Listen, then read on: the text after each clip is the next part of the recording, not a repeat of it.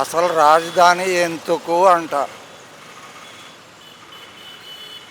ఇప్పుడు అంతా డిజిటల్ యుగం అంటున్నావు, అట్లనే డిజిటల్ క్యాపిటల్ ఉంటే సరిపోతుంది కదా.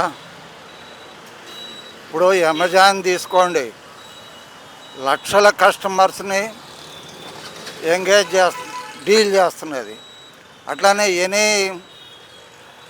పేటిఎం తీసుకోండి, వాళ్ళ ఆఫీస్ ఎక్కడో వాళ్ళు ఎవరో నాకు పని లేదు కదా.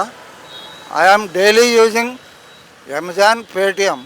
అట్లానే క్యాపిటల్ అనేది టు సర్వ్ ఏపీ కొన్ని కోట్ల మందికి డిజిటల్ చెయ్యి.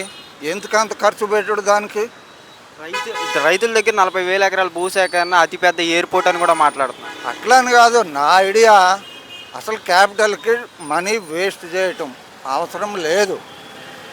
క్యాపిటల్, ఫిజికల్ క్యాపిటలే అవసరం లేదు. కొంతకాలం పోతే అన్నీ నువ్వు ఫోన్లోనే చేసుకోమంటున్నాడు కదా, నీ సమస్యలు ఫోన్లోనే తీర్చుకోమంటున్నాడు. మరి నీకు క్యాపిటల్ ఎందుకు?